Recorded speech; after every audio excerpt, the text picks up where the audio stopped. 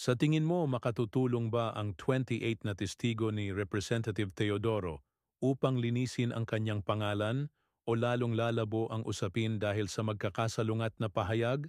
Isinumite ni Marikina City, 1st District Representative Marcy Teodoro ang kanyang counter-affidavit sa Department of Justice noong October 14 upang tutulan ang mga reklamong rape at acts of lasciviousness na isinampa laban sa kanya ng dalawang babaeng pulis na dati niyang mga security aide.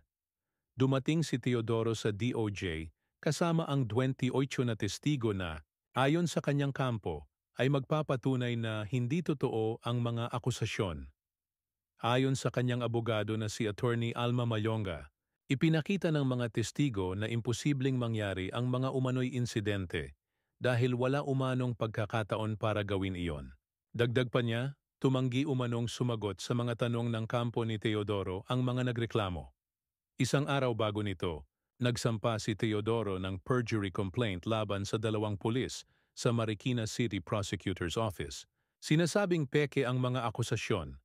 Kinumpirma naman ng DOJ na nagsampa ng magkahiwalay na reklamo ang dalawang pulis noong Setyembre na nagsasabing nangyari ang mga pang-aabuso habang sila'y nakatalaga bilang mga close-in security ni Teodoro.